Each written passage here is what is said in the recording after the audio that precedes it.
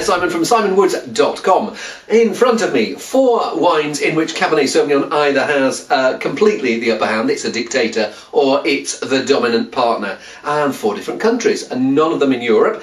So I have South Africa, I have Chile, I have Australia, and I have the USA in the form of California and Napa Valley in particular.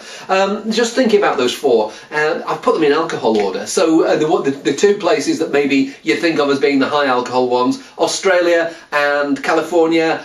Actually, those are the 2 I'm starting with. I'm starting with the Panamera Cuvée Napa, produced by vinted and bottled by Story Ridge Vineyards in St. Helena, California.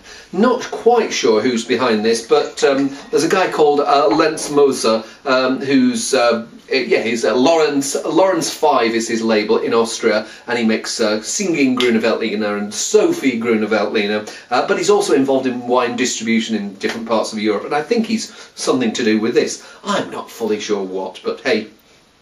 Well, 13.5% alcohol, it's not a shy fawn. When I stick my nose in there, I'd almost sworn that it had quite a bit more than 13.5%. I'm getting this roasted character.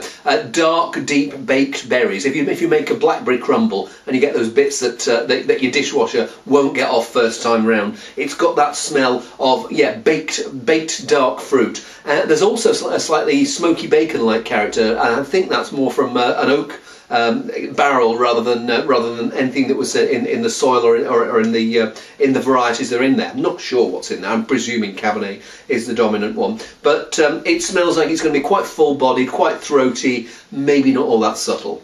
Hey, can't fault it for depth of flavour, or intensity.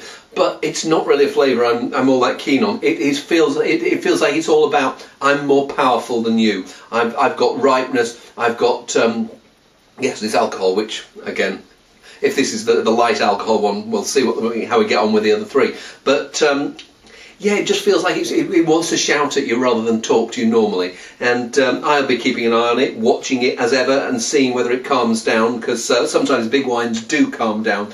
But just from that, the feel about it, that slightly over-toasted oak, that slightly over-ripe, that baked edge, I'm not holding out a huge amount of hope, but I may be wrong.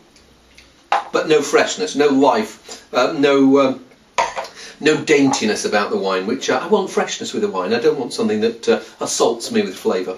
Let's see if I get an assault or a caress with Mother's Ruin, love the label, 2009 McLaren Vale from the First Drop Winery. Classic warm climate Australian Cabernet. It's got there's that hint of mint in the background, and it's when people sometimes say blackcurrant and cassis. I know cassis is made from blackcurrant, but when they talk about cassis, they're talking when blackcurrants have gone that little bit riper and oilier. So I'm getting more the cassis than the fresh blackcurrants here. Berries, but the strange thing is it doesn't feel like it's 0.5% higher in alcohol. It doesn't feel like it wants to shout at you quite as much as the Panamera. It feels like it's big, but it's aware of its size and it's not trying to jump on you.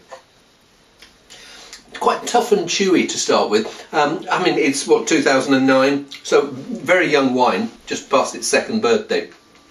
So it's got these blackcurrant skins and the cassis and the berries and a bit of plum in there, and this slightly mintiness hovering in the background.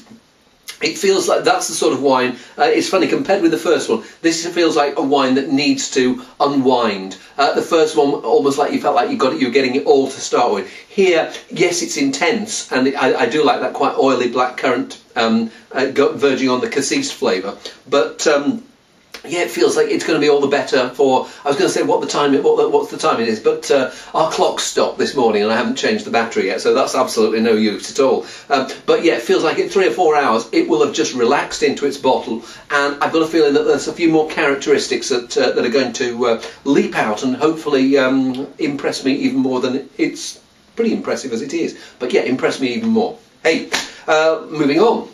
So, still in the Southern Hemisphere, actually all these last 3 is Southern Hemisphere. We're in Chile now with Casillero del Diablo, their Reserva Privada Cabernet Sauvignon from Maipo.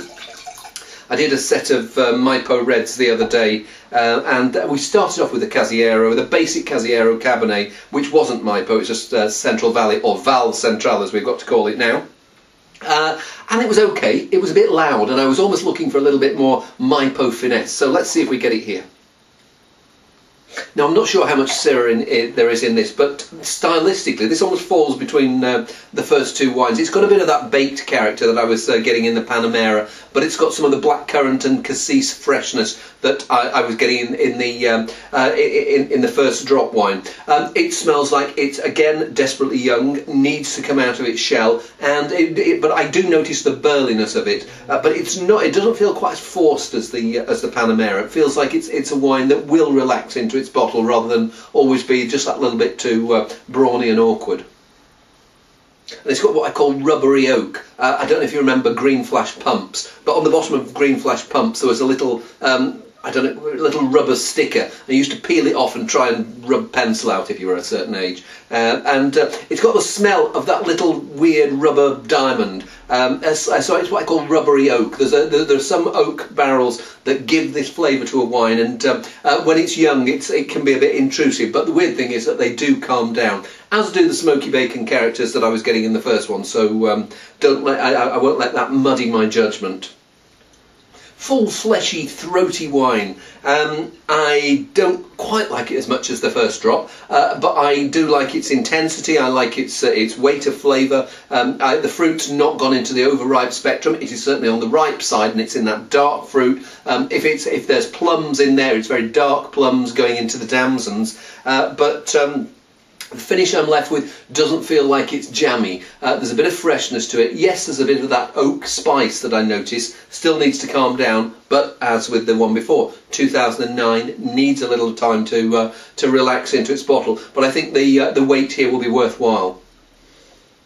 And that's growing on me, that one. I have a strong feeling that, again, when I try them all later, just a little glass, you understand, then that will be showing quite a bit more friendly, in more friendly fashion than it is now. It still feels just a bit foursquare and Mike Tyndall-like. Hey, let's try the last one, Warwick Estate, and it's their Three Cape Ladies blend, which, if I remember correctly, is a wine that features in the latest James Bond book rather than film. I'm not sure, but Mike Radcliffe will no doubt ring me up if I've got it wrong and berate me. And the Three Cape Ladies, three great varieties: Cabernet Sauvignon, Syrah and Pinotage. I'm not sure of the proportions. Does it say whether it's a third? No, it just says blends, classic Cabernet, rich Pinotage and spicy Syrah to form the quintessential Cape blend. Blah, blah, blah. Only 99 barrels produced. Not only 99p. But when I stick my nose in, I almost get elements of all of them. I associate Pinotage with a little bit of slightly banana-y volatility, and I get a little bit of volatility coming out here. Then the Cabernet Sauvignon is giving a bit of backbone, giving the slightly plump cassis and plum flavour, and then the Syrah is adding some spice in. Well, that's what it all said on the label. I just read it off there, didn't I? Ripe but not too dry. Ripe. Big. I said no, not too dry. Big but not too big. It's never verging on the jammy. But what you can tell is that some of the grapes maybe had slightly started to shrivel, and so you're getting what I call a skinniness. Blackcurrant skins, damson skins coming through. At the moment the finish is a little bit on that dry side, and I think oak is adding to that, but as with the previous two, feels like a wine which, with a few hours of aeration, will become riper, rounder, no, riper is the wrong word, become rounder, friendlier, juicier.